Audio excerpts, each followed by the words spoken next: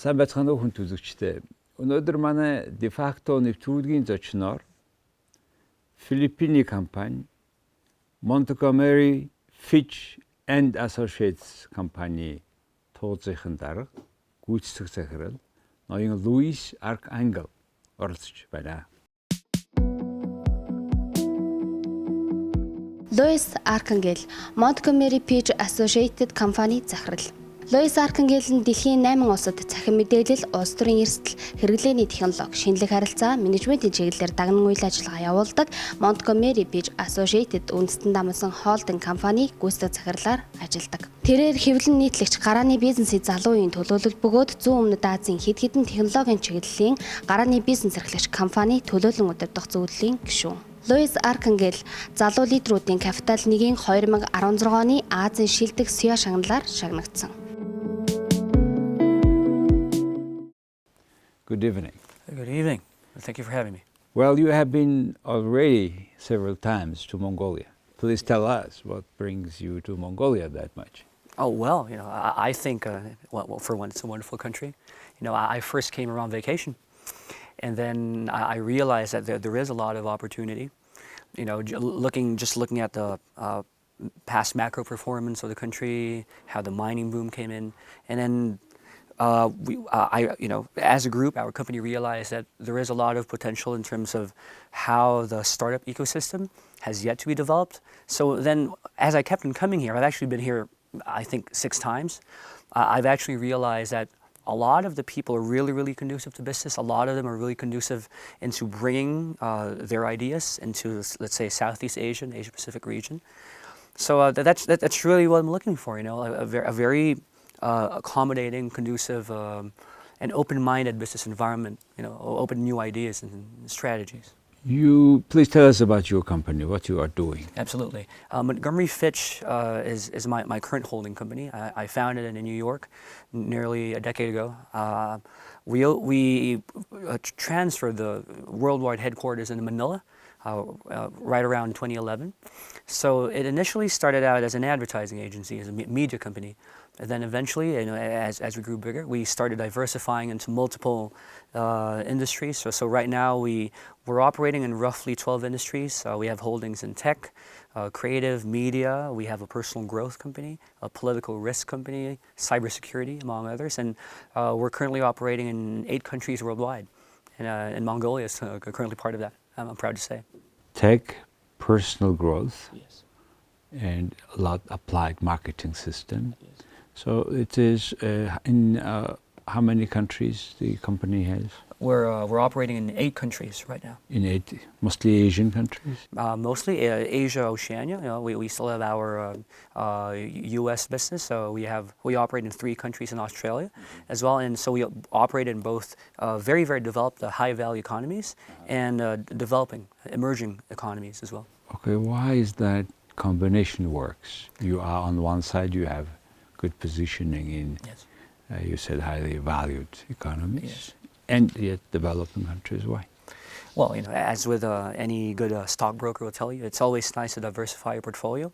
It's nice to not just put all your eggs in one basket, in a sense. So operating in a country like Australia is somewhat more of a sure thing, but obviously it needs a lot more resources to actually make a move there. So now we're really looking at making a play in what we view as major developing economies. We have identified Mongolia as one of those, although a lot of people, especially from the Philippines, say, "Well, what are you doing in Mongolia?" They don't even know what's on here. I tell you, there is a lot going on here in Mongolia aside from mining.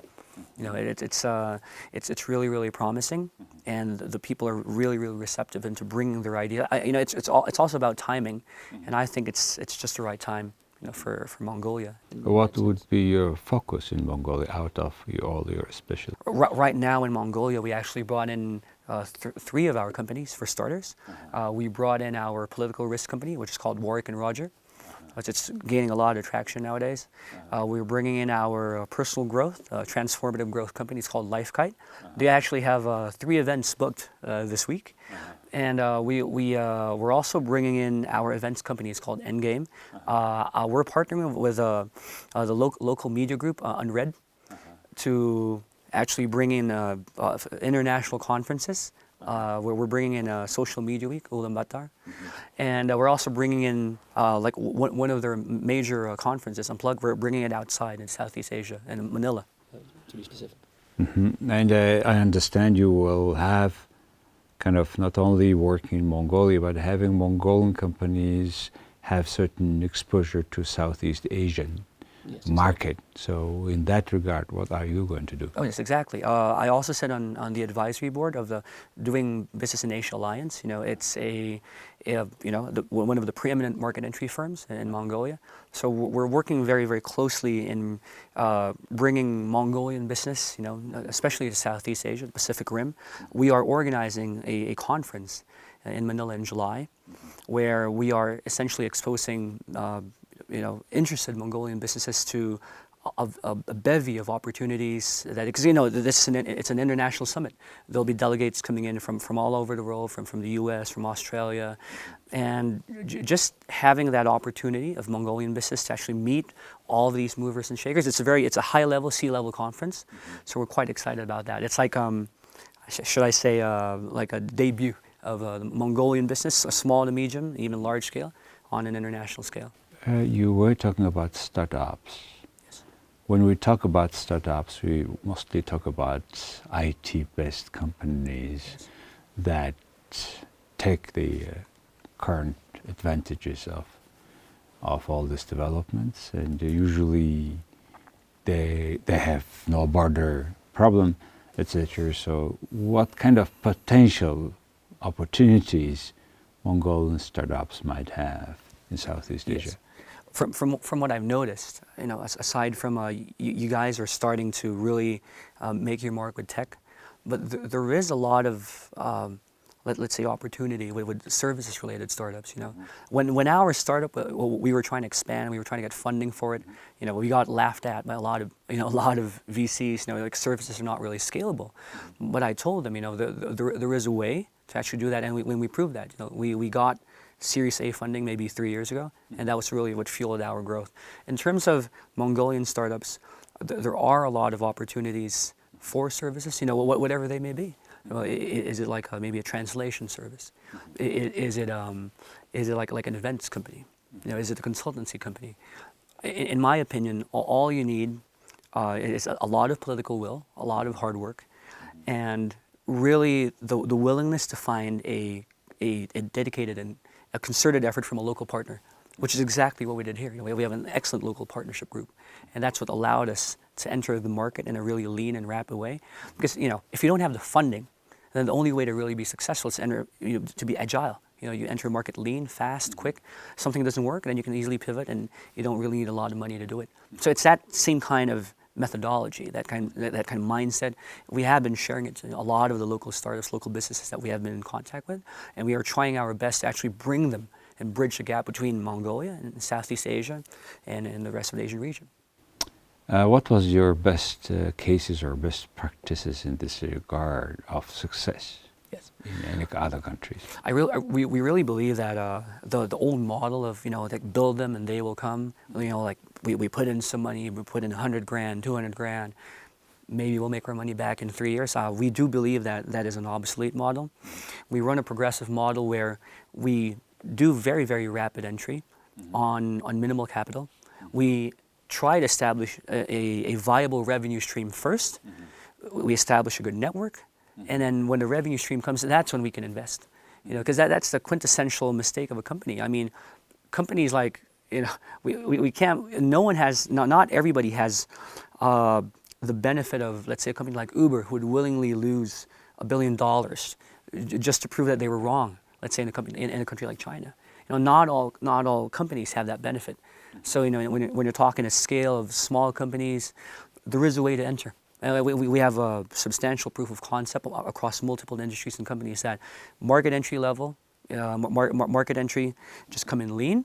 If you have a strong partnership group, it is going to work. Okay, let's go one by one of what you do here. Let's start with the political risk analysis. Yes. Have you been doing that for other countries? Who are your customers, and what you will do in Mongolia? Absolutely. Warwick and Rogers is headed by one of the Philippines' brightest young PhDs. His name is Dr. Robin Garcia. He's only 28 years old. He's one of the up-and-coming stars of the local political science scene in the Philippines. They currently operate in 4 countries. They have operations in Manila, in Yangon, Myanmar, in Australia. It was recently launched.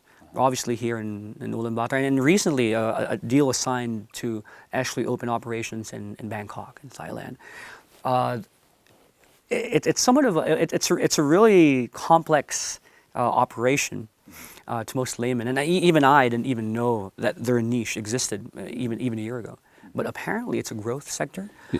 See, about Mongolian political risk analysis are required and needed by mining companies, future investors.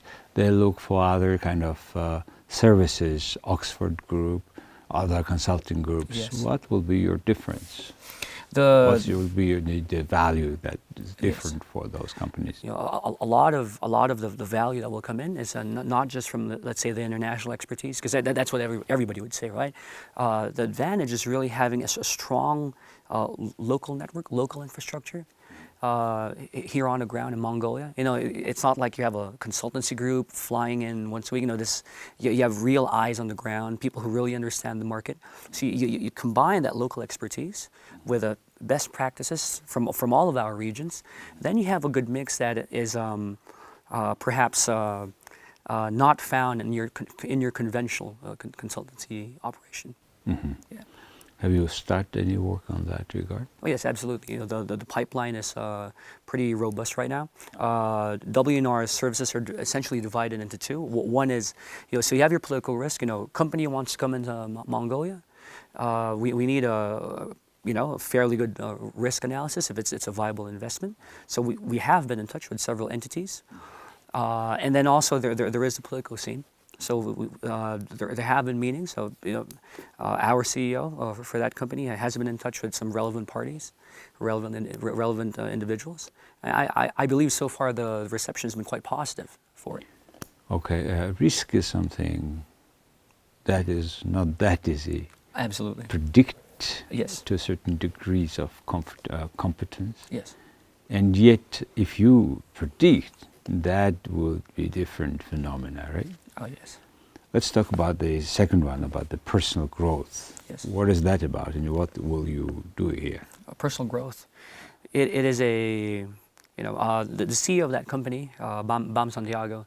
He's one of the finest personal growth facilitators in the Philippines. He has been operating worldwide, you know, for quite some time now. You know, he has done talks in Singapore. The personal growth industry per se is a billion-dollar industry. You know, individuals like, let's say, Tony Robbins can make millions of dollars per talk. What's great about LifeGuide is you really have, you know, a lead CEO who legitimately cares about, you know, the welfare of the people coming there. It's a little bit hard to qualify what they do. It's more of something that you got to experience it to believe it. I have been part of some of those seminars. It's been an amazing experience. It focuses on perspectives. It focuses on relationships. It focuses on where you see yourself doing right now and what else could you do from a matter of shifting perspectives and how you could be a better person. That kind of methodology, that kind of approach has immense value to any setting, be it corporate, be it personal. So that's why when we hold these events, you know, in Manila we hold corporate events. You know, you have 50 individuals. Public events, you have 100. Then you have these massive events. BAM has facilitated an event of as many as 800 people. Like you know, like it's a really big event. So far, LifeKite has had a really successful pilot launch. I would say 2 months ago. And during our stay currently in Ulaanbaatar, we have several seminars for paying clients as well. So not bad. It's not bad. And we're really excited based off the initial reception that process had from our local Mongolian counterparts. So we're really excited about it. It's a growth sector. How about this end game issue? Yes, Endgame. Endgame is our events company. We specialize in running large-scale corporate and branding events. It was originally a part of our advertising agency. Then that division grew so much on its own that it had to be spun off into its own company.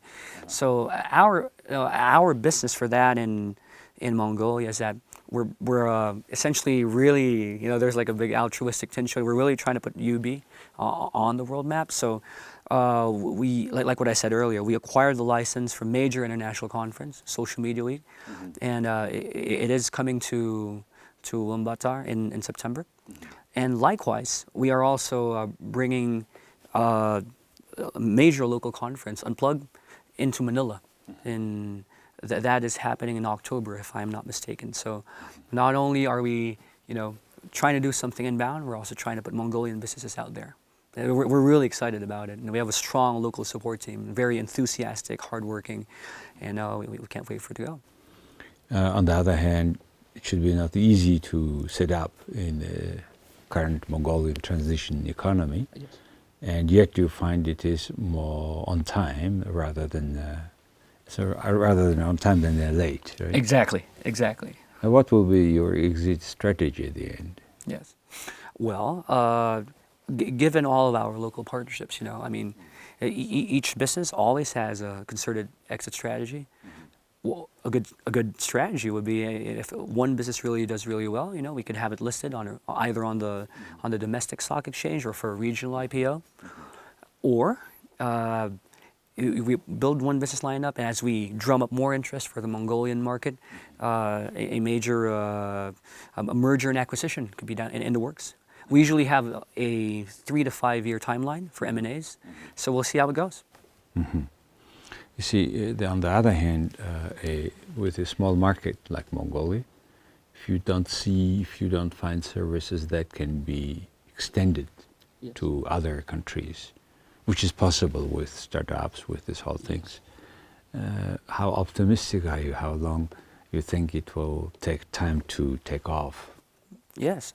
Well, the great thing is, since we are running primarily services startups, we are not burning major cash like a tech startup. It doesn't really need a lot of funding. It needs funding, but you're not burning millions of dollars, hundreds of thousands of dollars every month.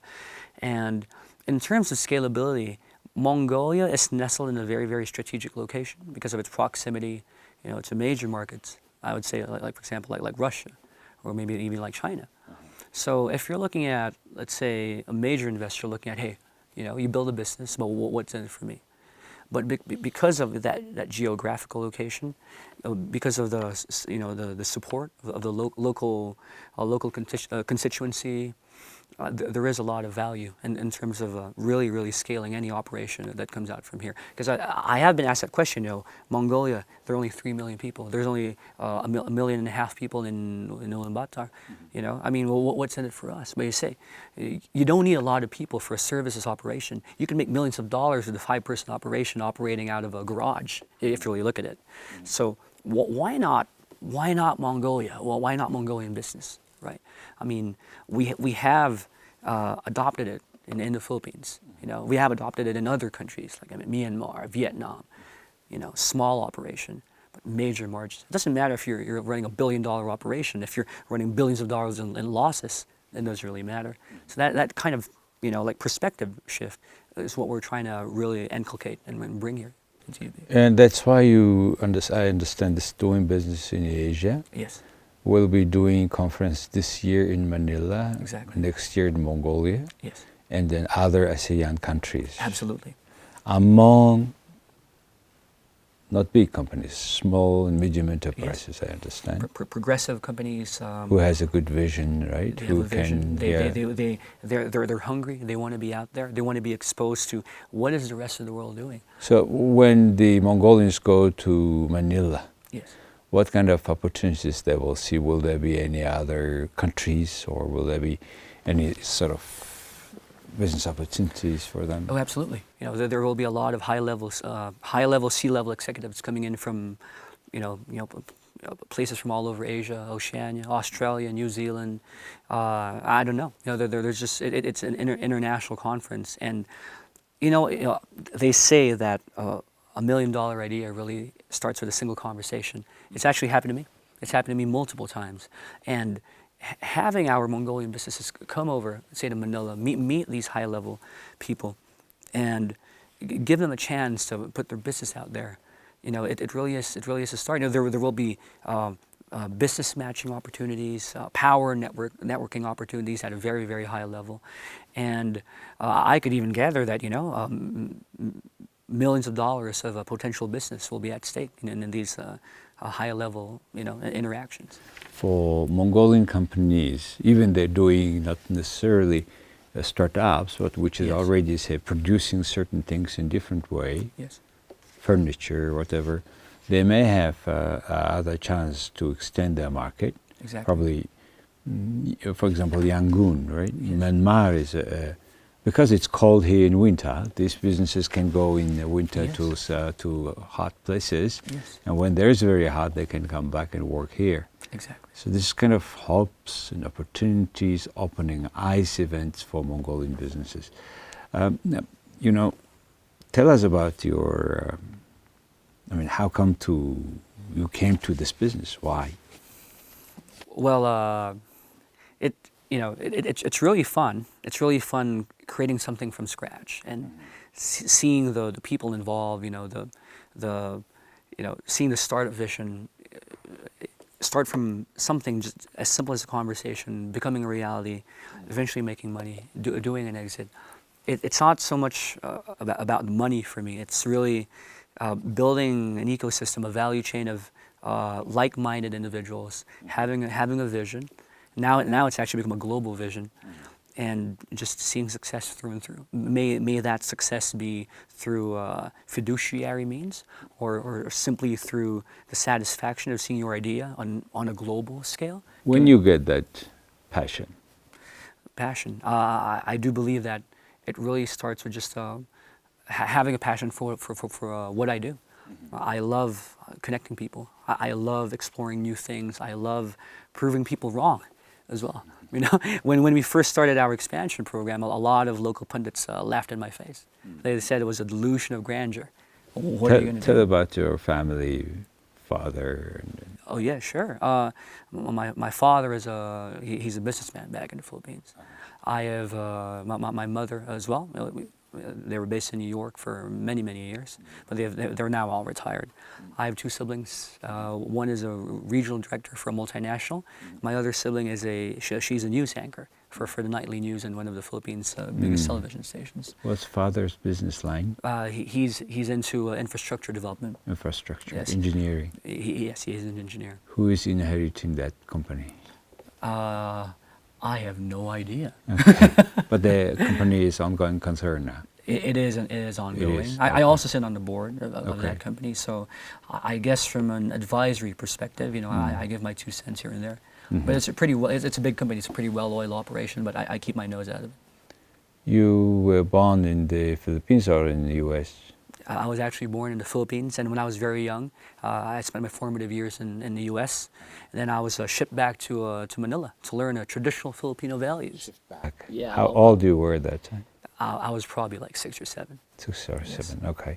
So now you have this both cultural background, Americans and the Philippines. You are a son of a wealthy person, family, and then you start up your own business. Exactly. And that already grown up very large. And what is your plan then? How do you see where you have this energy? Well, right now, I'd still like to think that the journey is only beginning. It's always something new. I always tell people, I really enjoy what I do because it's something new every day.